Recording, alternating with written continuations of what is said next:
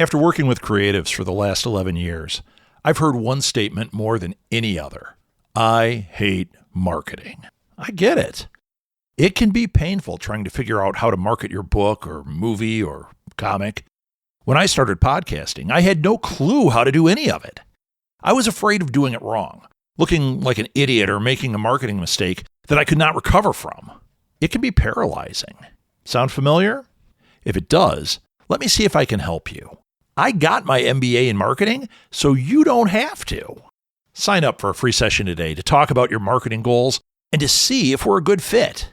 If nothing else, you'll get some insights that might ease your mind. Go to southgatesmallbusiness.com and sign up for a free session today.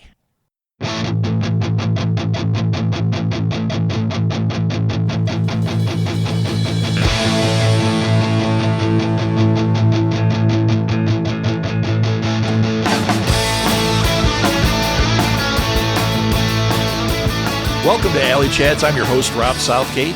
Alley Chats is a virtual artist alley featuring interviews with artists, filmmakers, podcasters, writers, really any creative person you might find at a pop culture convention. My goal is to help draw attention to cool people and to hopefully help them get some new fans. I want this podcast to raise up these amazing people and to inspire you, the listener, to chase your dreams as well. You can follow Alley Chats on Facebook and join the conversation. I'll add more social media in the future, but for now, that's the best place to interact with me. You can also email me directly if you would like to be a guest or have a guest suggestion. My email is rob@smgpods.com. Today's guest is Daemon Manx. He's an American author of horror, suspense, psychological thrillers, and speculative fiction. And he's a guest at the Books and Brews event coming up this August 3rd in Evanston, Illinois. There's a link in the show notes if you want to check it out.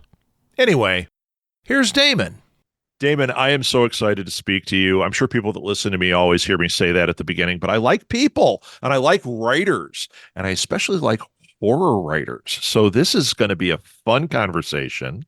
For me, you might feel differently by the end. We'll find out.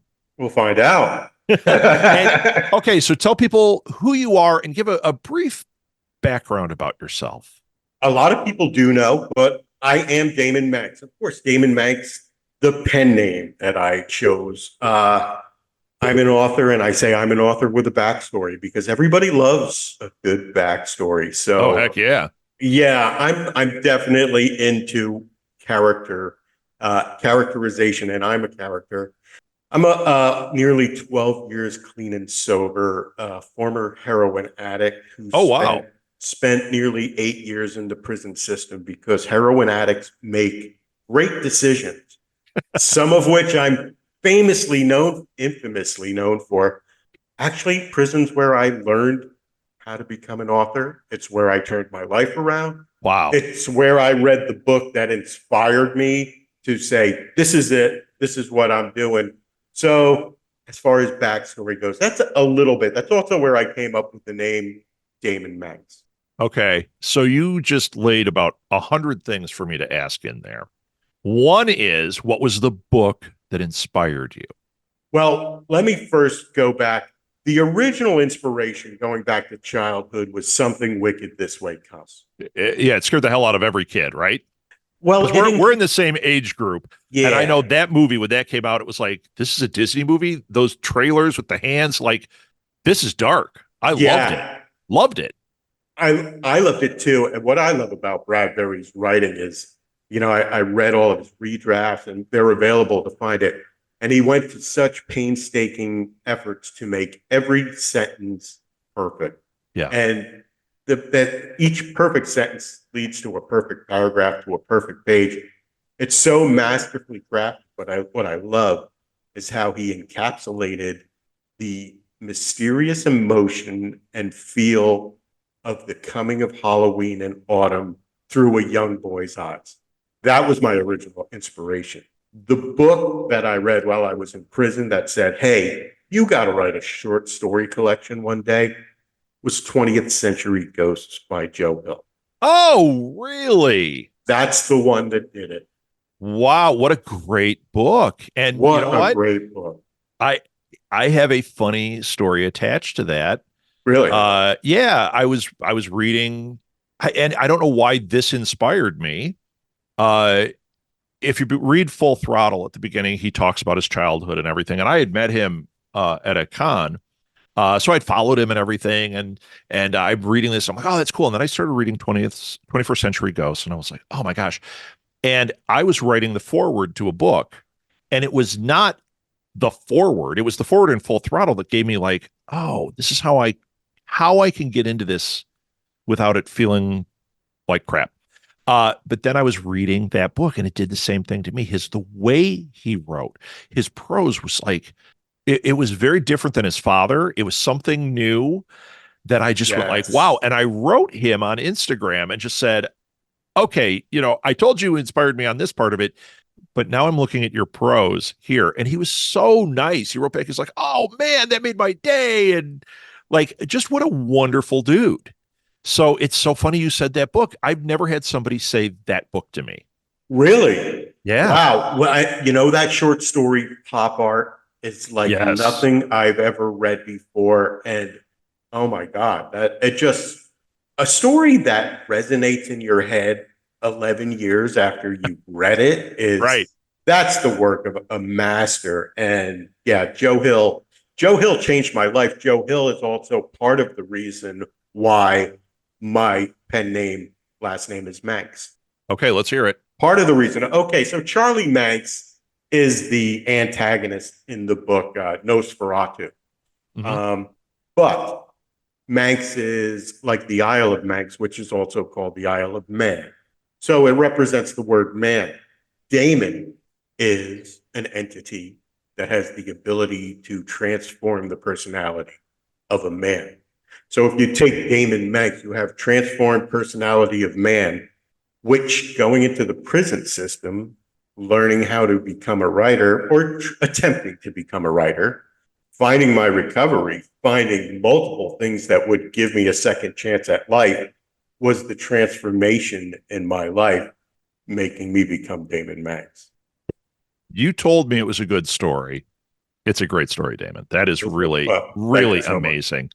Really amazing. And yeah, I was thinking when you were talking about the transformation, even just from getting away from heroin, uh, that transformation, because I know people that have had to deal with this, and coming out of the other end, they don't know if they're going to be the same person, and they're terrified of it. And it's like that takes a lot of bravery, a lot of courage, and some people don't come out great. And I will tell you, you are not the same person Right. on the others. I'm not. There was me who before I got involved using drugs and Sure. before I felt like I needed to use drugs to get through the day. Right. But there's always a lot of reasons why somebody does use, and for me, I'd never dealt with my anxiety, never dealt with my insecurities, and I was living kind of a selfish, immature life. And drugs were a symptom of my malady. And when there were many days in prison. I'm like, I'm not making it through this. I am not coming out of this. Yeah. And one day leads to the next, and each day builds a little more muscle in your resolve to be a stronger person. Yeah. Coming out of prison, I'm a much different person. I'd like to think I'm a much better person, and I know that I've been given a second chance, and that I just so love to share that because anybody out there who might be struggling with a similar situation can see, it can be done, you know. So before these magic moments of reading Bradbury and reading Joe Hill in prison, did you have aspirations to be a writer, or did that just kind of ignite something? Uh, I was really young when the movie Jaws came out, and I was so inspired by it. I think I was in third or fourth grade and dating myself, but I came right home and I wrote a sequel screenplay. Ah, fantastic. Yeah, yeah. It was, I cast like myself and all my family members as the characters of Right. the screenplay. And it was probably on the same level as some of the Jaws reboots afterwards, or sequels. So I was like, I always had this desire to write, and my mother was a writer for the newspaper, a great storyteller. I was always inspired by great stories. And then, throughout my high school and shortly after high school, I got into band. So I started writing lyrics. I was very much into that. I've always been highly focused on music and really inspired by music. That's a huge part of my life. And it was in my very early days when I first got locked up. I was telling a story. I was telling the story to my bunkie about how I got on the game show Wheel of Fortune. Okay. And he goes, I feel like you could write a book. And I was like, I feel like I could write a book. And then, and that was it. So I started writing books. Oh, I love it. I love it. So you write in the horror genre. Obviously, that's why we're talking. What has writing horror taught you about yourself? Yeah. So a lot of what I do write is drawn from inspiration of real life events. Things that have happened to me throughout my childhood, throughout my adulthood, in prison that I take and often fictionalize. And, taking that introspective look at where I've been, what I've gone through allows me to tap into the emotion that I'm feeling. And I've had stories where I'm getting to that impactful ending that have brought tears to my eyes as I'm writing it, and I get that chill. And it's allowed me to have a clearer look into myself, which is a big part of the healing process. Really identifying with your own emotions and what is the root cause of some of these things is really an intrinsic part of my writing process. And then when somebody tells me that they were impacted the same way that I was feeling when I wrote it, is just that's the payoff. Yeah. I fell into a rabbit hole listening to that. I really enjoyed what you were saying there about that. Want more shows like this? We've got a lot more on the Southgate Media Group Patreon page. Some free, some paid. Plus, there's exclusive content for subscribers only. Follow the link in the show notes or look up Southgate Media Group on Patreon and check out the cool stuff we're doing over there. You won't be sorry. On August 3rd, 2024, Books of Horror is presenting Books and Brews at Double Clutch Brewing Company in Evanston, Illinois. There will be over 40 horror authors for a book signing and meetup from 10 a.m. until 4 p.m. that day. Meet your favorite authors, discover new authors, meet Books of Horror friends in real life, including the author I'm talking with on this podcast. Oh, and I'll be there too. This is an all-ages event. Food, alcohol, and non-alcoholic beverages will be available. No outside food or drinks will be allowed.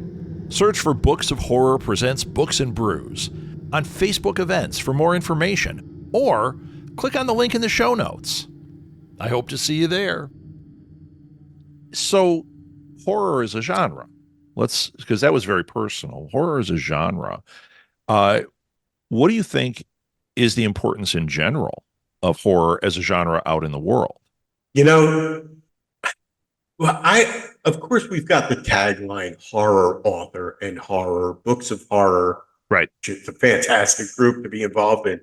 But I don't really I just consider myself a writer.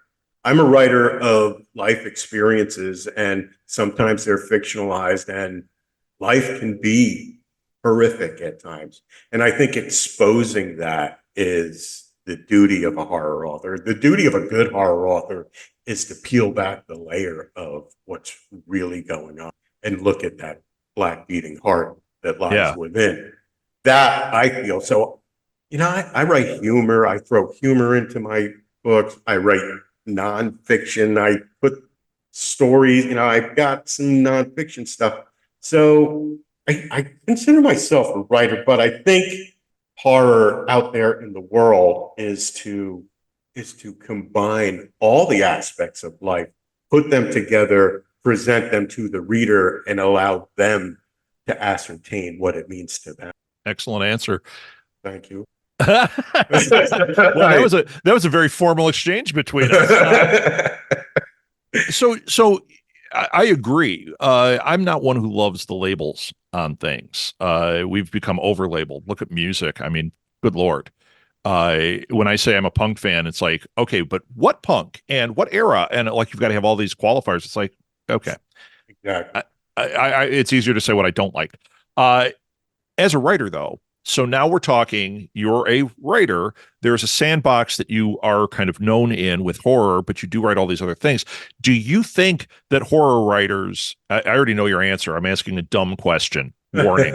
Spoiler alert. I just went to the back page of this, but do you think horror writers can learn from reading fantasy, from reading science fiction, from reading nonfiction? Or do you think that, like, hey, if you're going to write horror, try to stick to horror and true crime and you'll get inspired that way? Yeah, no. I think you have to spread it out across genres. Definitely so. One of the most inspiring books I've ever read was Remains of the Day, or, Moby Dick. Cross genres, the classics, of course, the dystopian or the characterized version that Orwell laid down in Animal Farm in 1984. Not typically horror in any sense, but so much to be learned and so much to be learned from the classics and across genres. Just so much to be learned. I told you it was a dumb question because I knew you were going to feel that way. Yeah, well. But, I wrote the question down and I thought I'm going to be a good podcaster and actually use a question I wrote. I should have just said, nah, you should just read horror. No. That's it. I only have Stephen King on my shelf. That's the only thing you should read. Yeah, and I only have Misery, and that's the only book I read over and over and over. You're like with Catcher in the Rye, but it's Misery. You go to bookstores, you look for Misery. You have multiple copies. One's in your coat right now. Oh, I don't have that cover of Misery. I should really see what this one's all about. So right now, this is a hard question. Who are the top 3 horror writers, in your opinion, right now? Oh, top 3 horror writers, right? I can never do that. But, what are we spreading it out over? Right now. Traditionally published, non-traditionally published, indie authors. You're putting so many labels on this. Did I just tell you I don't like labels? Yeah. I don't like labels either. But you know what? Right now, there's a reason why Stephen King has sold as many books as he is. Stephen King will always be in my top 3. Joe Hill will always be in my top 3. Joe Hill, actually, number 1. Oh, excellent. Yeah. Okay. Joe Hill, definitely. And I got to meet Joe Hill someday because I got to tell him this story that, how he changed my life without even knowing it. He'll love it. And and I hope you're proud of him. So, he's a very human, very cool person. So he will love that story. Yeah. And I read you know what, right now, Ronald Malfi. Oh, all right. Yeah. Is that who you're reading right now? Yeah, I'm reading. I'm about to start something new. I'm deciding. All right. Now we're about up on time. So the reason we're talking is you're at Books and Brews, August 3rd. It's a Double Clutch Brewing Company in Evanston. There's going to be like 50 horror writers there. Anybody listening, I encourage you, and I'll have this in the show notes where they can link to it. But if you can get out to this event, they have a VIP thing, they have meet and greet type things, and then they have an event in the afternoon that you can go and just buy books and meet authors, and it's just this wonderful event. That's why we're on here. That's how I brought you to this. This means you're going to be in Chicagoland. I don't know if you know Chicagoland, but I'm going to ask you this question, whether you do or not. What are you most wanting to see or do while you're in Chicago? I'm a food guy. I've got to try Chicago pizza. So that's the main thing on my list. But I'm going to tool around. I'm going to see if I can't check out a little blues while I'm there. So I'm going a couple days early, and I'm going to tool. Fantastic. Well, we're friends now, so you reach out to me, and I can give you all sorts of advice on where to go, what to do, and what is the correct pizza to get, and what is the correct hot dog to get. because we all have opinions here, just like everybody has. Well, you know that phrase. So my opinion is the one I think matters. So when I'm you're sure ready, that, Damon, you yeah. tell me, and I will I'm direct looking you. forward to it. Yeah, I'll that'd direct be you. great. So what else do you have coming up? I have a 4-book series that's coming out this summer. 4 books in 4 months. July, Nice. August, September, October. All 4 books are coming out. It's called the Ojanox series. Book 1 is called Scream in the Dark. Takes place in 1979 in a small isolated mountain town called Garrett Grove. The week before Halloween, and the children of Garrett Grove are getting sick. And now people are dying, and there's been a murder. And all whatnot breaks loose in the course of a week. This book I wrote as a love letter to the golden age of horror, the 70s and 80s of horror novels. I not only wanted a book that encapsulated Halloween and the coming of age story of young Troy Fisher, the way he sees Halloween at that time, but I wanted it to be also written in the style. So it's very many multiple characters, shifting points of view from the sheriff to the morgue, to the doctor, to Troy Fisher, to his mom, multiple characters. First draft was over 520,000 pages. It got knocked down. 4-book series, the Ojanox series, Scream in the Dark. I'm going to have early copies before they're available for the public out at Books and Brews. So, I was just going to ask you that because yeah. I was reading about it on your website. And the funniest thing is what you said at the beginning of this show. I looked at it, I read the description, and I was like, it triggered the something wicked this way comes in me. It was exactly what I thought of. And I went, oh, I'm into this. This is going to be cool. And then that's what you said was the inspiration behind you writing. Damon, I am all in. This sounds amazing. I also love the idea of the rapid release, one every month, because you know what happens. You get to the end of the book and you're like, oh no, how long do I have to wait? Yeah, maybe a couple days. There's a 3-week time period in between the actual release of each book. And of course, you do get to the end of book 1 and there's cliffhangers here. Yeah, that's what I'm looking for. There are some serious book 1, 2, and 3. You're going to be like, but everybody who's had an early copy of like, I can't wait to find out. And it's creepy. It's creature feature. It's old school horror. It's coming of age.